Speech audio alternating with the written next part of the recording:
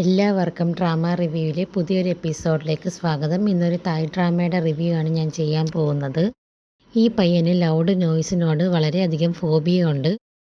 അവന് പെട്ടെന്നുണ്ടായ ലൗഡ് നോയ്സൊക്കെ കേൾക്കുകയാണെങ്കിൽ അവന് വളരെയധികം സിവിയറായിട്ടുള്ളൊരു ഫോബിയ അറ്റാക്കൊക്കെ ഉണ്ടാവാറുണ്ട്. അവൻ്റെ ബോയ് ഫ്രണ്ടിന് ലൗഡ് നോയ്സിനോടൊക്കെ പേടിയാണെന്നുള്ള കാര്യം ഇവനറിയാം.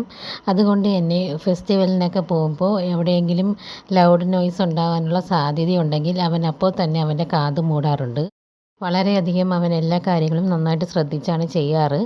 ഈ ഫെസ്റ്റിവലിന് വരുമ്പോൾ അവരൊട്ടും തന്നെ പ്രതീക്ഷിക്കാതെ അവിടെ ഒരു ബ്ലാസ്റ്റ് സംഭവിക്കുന്നുണ്ട്. ആ ബ്ലാസ്റ്റിൻ്റെ ഹെവി സൗണ്ട് കാരണം ഇവന് സിവിയർ ആയിട്ടുള്ളൊരു ഫോബിയ അറ്റാക്ക് ഉണ്ടാവാണ്. അവന് വളരെ ഹെവി ആയിട്ടുള്ള ബ്രീത്തിങ് ട്രബിളൊക്കെ ഉണ്ടാവുന്നുണ്ട്. അവന് ലൗഡ് നോയ്സിനോട് പേടിയാണെന്നറിയാമെങ്കിലും ഇത്രയും സിവിയർ ആയിട്ടുള്ളൊരു ഫോബിയ ഉണ്ടെന്നുള്ള കാര്യം അവൻ അറിയില്ലായിരുന്നു.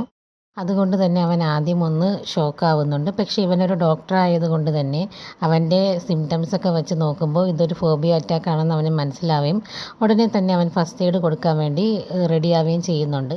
അവിടെ അടുത്തുണ്ടായിരുന്ന ഒരു കവറ് അവൻ്റെ ബ്രീത്തിങ് കൺട്രോൾ ചെയ്യാൻ വേണ്ടി അവന് കൊടുക്കുകയാണ്.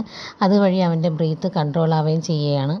അവൻ്റെ ബ്രീത്തൊക്കെ ഒരുവിധം നോർമലായതിന് ശേഷം അവനെ വീട്ടിലേക്ക് കൊണ്ടുപോകുന്നുണ്ട്. എന്നിട്ട് അവൻ്റെ അടുത്ത് കാര്യങ്ങളൊക്കെ ചോദിക്കുകയാണ്. നിനക്ക് ഇത്രയും സിവിയർ ആയിട്ടുള്ളൊരു ഫോബിയ ഉണ്ടായിട്ട് നീ എന്തുകൊണ്ട് എൻ്റെ അടുത്ത് പറഞ്ഞില്ല എന്നൊക്കെ ചോദിക്കുന്നുണ്ട്.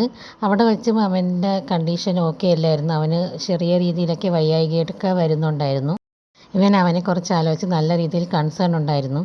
പക്ഷേ അവൻ്റെ ഈ ഒരു കണ്ടീഷൻ ഇവൻ നേരിട്ട് കണ്ടതുകൊണ്ട് തന്നെ ഇവനും ഒരു വലിയ ബുദ്ധിമുട്ടിലായിരുന്നു ഇരുന്നത്. അതുകൊണ്ട് തന്നെ അവനെ ഫേസ് ചെയ്യാൻ മടിച്ചിട്ട് അവൻ്റെ അടുത്ത് അവിടെ നിന്ന് പോകാനൊക്കെ പറയുന്നുണ്ട്. അവനും വളരെ വിഷമത്തിലും ദേഷ്യത്തിലും അവിടെ നിന്ന് പോകുന്നുണ്ട്. ഇന്ന് നടന്ന കാര്യം ആലോചിച്ച് അവൻ വളരെയധികം ഫീലാവുന്നുണ്ട്. അവനൊരു വല്ലാത്തൊരു സിറ്റുവേഷൻ ഫേസ് ചെയ്യുകയാണ്.